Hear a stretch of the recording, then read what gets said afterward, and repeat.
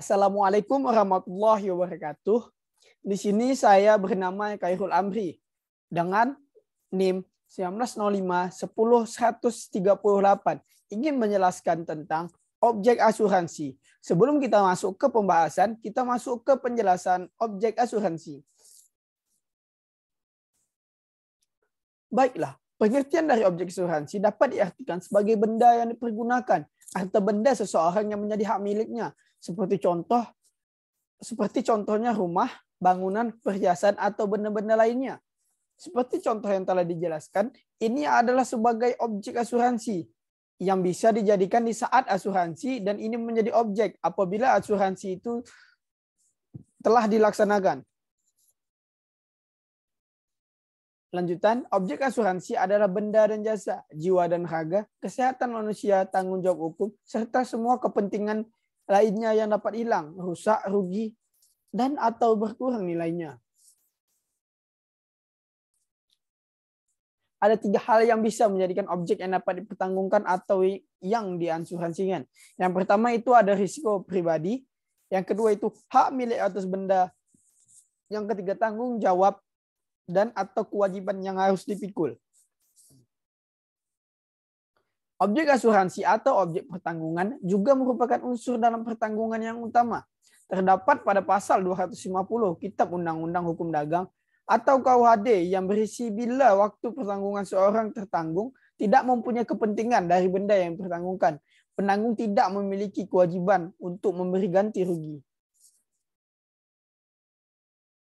Objek dari asuransi ini sangatlah penting, maka tidak setiap kepentingan dapat dipertanggungkan. Harus memenuhi syarat tertentu agar dapat dipertanggungan.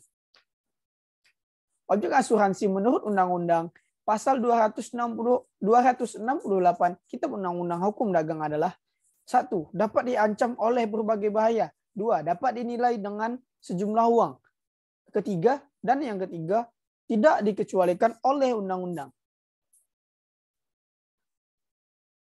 Dalam materi objek asuransi juga dapat dijelaskan.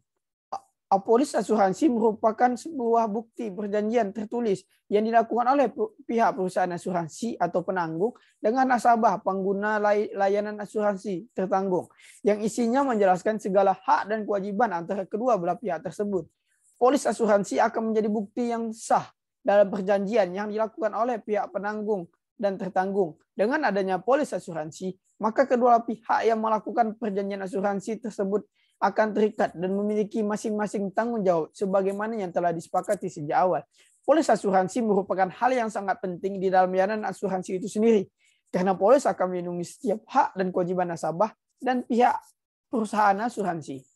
Fungsi polis bagi nasabah pengguna asuransi tertanggung. 1. Menjadi alat bukti tertulis atau jaminan atas jaminan penanggungan atas berbagai risiko dan penggantian kerugian yang mungkin terjadi pada tertanggung, di mana kerugian tersebut tertulis di dalam polis. 2.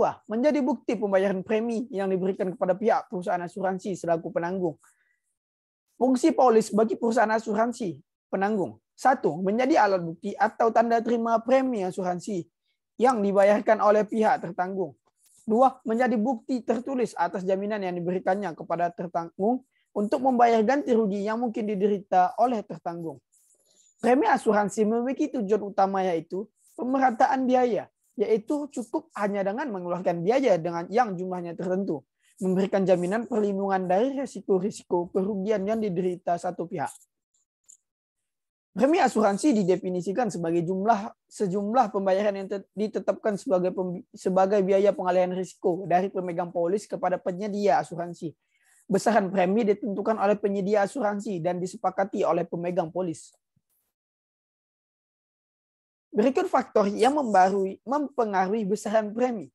1. Besaran uang pertanggungan. Jumlah uang yang akan diberikan kepada ahli waris jika terjadi risiko ini adalah faktor yang paling menentukan besaran premi asuransi.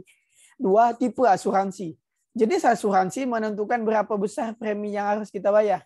Misalnya saja untuk asuransi term life, besarannya akan jauh lebih kecil daripada whole life, karena premi akan hangus selepas waktu asuransi berakhir. 3. Jangka waktu asuransi. Berapa lamanya kita mengambil opsi perlindungan juga bakal mempengaruhi besaran premi. Semakin lama waktunya, maka semakin tinggi preminya. 4. Usia tertanggung. Semakin muda usia, tentu biaya premi akan lebih murah. Coba saja bandingkan premi Askes nasabah berusia 25 dan 35 tahun. Tentu akan cukup jauh bedanya. Yang kelima, jumlah pertanggungan. Ingat kembali tujuan asuransi jiwa sebagai pelindung keluarga. Maka banyak jumlah tanggungan, otomatis pertanggungannya juga semakin besar karena makin banyak perut yang harus diisi. 6. Kondisi kesehatan. Kesehatan dan gaya hidup tentu bakal mempengaruhi resiko terkena penyakit. Oleh sebab itu, premi asuransi jiwa yang dikenakan juga beda. 7. Rider.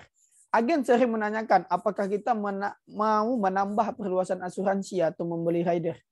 Terkesan menguntungkan, padahal sebenarnya dengan menambah rider, maka premi akan semakin besar. 8. Komponen investasi. Produk yang menawarkan benefit investasi tentunya bakal mengenakan premi lebih tinggi dari asuransi murni. Dari beberapa faktor di atas dapat disimpulkan apabila ingin mendapatkan premi murah, sebaiknya daftarkan diri Anda dalam asuransi jiwa sedini mungkin. Selain itu, hitung besaran UP yang dibutuhkan. Terakhir, pertimbangkan manfaat apa saja yang dibutuhkan dan tidak lupa bandingkan dengan polis secara online. Baiklah, segitu saja yang dapat saya jelaskan tentang objek asuransi dan jenis-jenis asuransi. Sekian yang dapat saya jelaskan. Saya tutup. Wassalamualaikum warahmatullahi wabarakatuh.